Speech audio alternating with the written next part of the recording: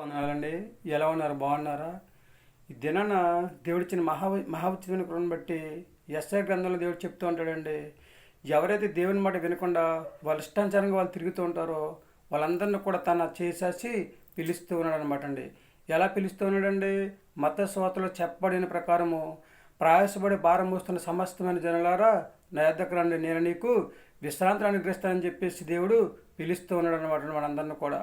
ఎవరైతే దేవుడి పిలుపుకు లోబడతారో, ఎవరైతే దేవుని మాట వింటారో, ఆయన మాట ప్రకారం నడుచుకుంటారో వారందరి జీవితాల్లో ఆశ్చర్యకార్యాలు చేస్తారని చెప్పేసి దేవుడు తన పరిశుద్ధ లేఖనం ద్వారా చదివిస్తూ ఉన్నాడు అనమాట అండి. అబ్రహాం గారిని దేవుడు పిలిచాడు ఏ ఆధారం లేకుండా. ఆయన దేవుని మాట విన్నాడు, ఆయన మాటకు లోబడ్డాడు కనుక ఆయన్ని ఒక ఉన్నతమైన స్థితిలో ఉంచి విశ్వాసులకు తండ్రిగా చేసినట్లుగా మనము చూస్తూ ఉన్నాం అనమాట ఆదికాండ గ్రంథంలో. అదేవిధంగా మనం చూసుకున్నట్లయితే నిర్గమకాండలో మనం చూసుకున్నట్లయితే మోషే గారిని పిలిచాడు. మోషే గారు కూడా దేవుని మాట విన్నారు, ఆయన మాట ప్రకారం నడుచుకున్నారు కనుక ఆయన నాయకుడిగా ఎంచుకున్నట్లు మనము చూస్తూ ఉన్నామండి. అలా కాకుండా నా ఇల్లంతటిలో నమ్మకమైనడు మోస అని చెప్పేసి దేవుడు చెప్పినట్లుగా మనము చూస్తూ ఉన్నాం అనమాట అండి. దేవుడిచ్చిన మహాఉచ్చరణ కొనబడి మత్తయి సువార్తలో మత్తయ్య గారిని పిలిచారు దేవుడు. మత్తయ్య నన్ను వెంబడించి అన్నారు. వెంటనే ఆయన సమస్తాన్ని విడిచిపెట్టి దేవుని వెంబడించినట్లుగా మనము చూస్తూ ఉన్నాం అనమాట అండి. ఇలాగా చాలామందిని కూడా దేవుడు పిలుస్తూ ఉన్నారండి.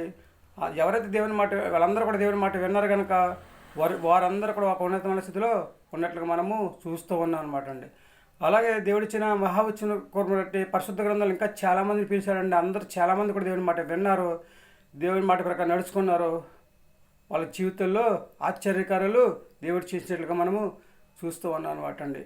మరి మన పరిస్థితి ఎలా ఉందండి? దేవుడి పిలుపుకి లోబడుతూ ఉన్నామా? దేవుడు పిలిస్తే రాగలుగుతున్నామా? దేవుని సలన హస్తం కిందకి రాగలుగుతున్నామా? ఒకసారి ఆలోచన చేసుకోవాలండి. దేవుడు పిలిచినప్పుడు రేపు వస్తానులే, ఎల్లుండి వస్తానులే, అవతలెల్లుండి వస్తానులే అని చెప్పేసి రోజు కూడా వాయిదాలు వేసుకుంటూ వెళుతూ ఉన్నామా? దేవుని మాటకు లోబడకుండా జీవిస్తూ ఉన్నామా?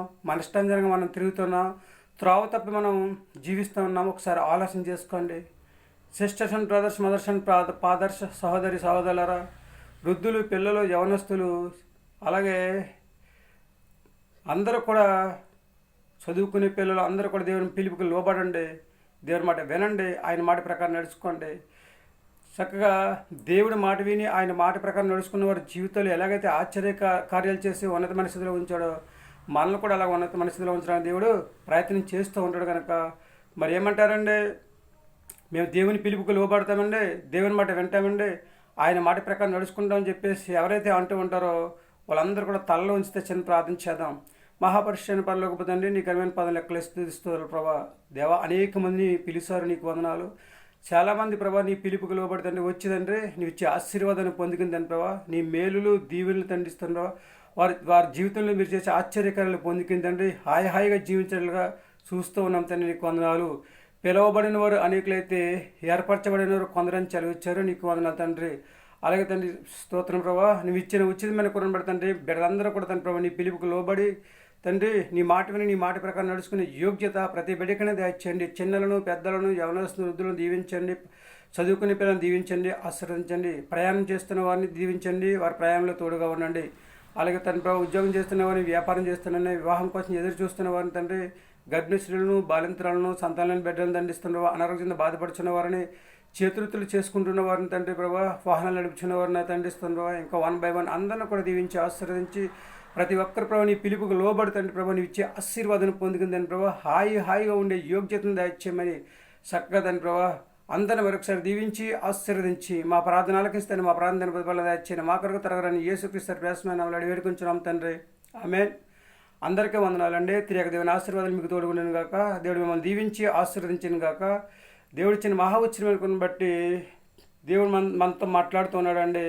అందరూ బాగోవాలి, అందరిని దీవించాలి, అందరిని ఆశీర్వదించాలి, అందరిని ఒక ఉన్నతమైన స్థితిలో ఉంచాలని చెప్పేసి దేవుడు ఆకాశం నుండి ఆలోచన కలిగి భూమి మీద తిరుగుతూ ఉన్నాడు కనుక, ఆకాశం నుండి చూస్తూ ఉన్నాడు కనుక దేవుడిచ్చిన మహాఉచ్చరణ కాబట్టి ఎవరైతే దేవుని పిలుపుకి లోబడతారో ఆయన మాటకి అంగీకారంగా జీవిస్తూ ఉంటారో వారందరిని కూడా దీవించి ఆశీర్వదించి మంచి ఆరోగ్యం దయచేసి ఆయన రాజ్య వారసులుగా జీవించే యోగ్యతను సంపాదించుకునే స్థితిని కలగజేసి భూమి మీద హాయిగా జీవించే యోగ్యతను దయచేస్తారనమాట అండి.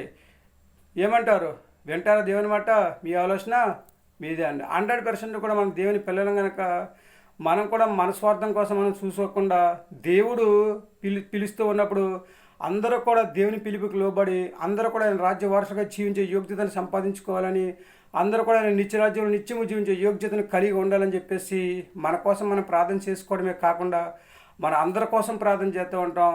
అందరి హృదయాలు దేవుడు వెలుగు నింపాలి, అందరి జీవితంలో దేవుడు ఆశ్చర్యకార్యాలు చేయాలి, అందరినీ ఒక ఉన్నతమైన స్థితిలో ఉంచాలని చెప్పేసి మన అందరి కోసం ప్రార్థన చేసి హ్యాపీగా జీవిస్తూ ఈ భూమి మీద మంచి ఆరోగ్యం కలిగి హాయిగా జీవించి క్రిస్మస్ ఆనందాన్ని అనుభవించి క్రిస్మస్ సంతోషాన్ని పొందుకొని హాయిగా జీవిద్దామా? ఏమంటారు?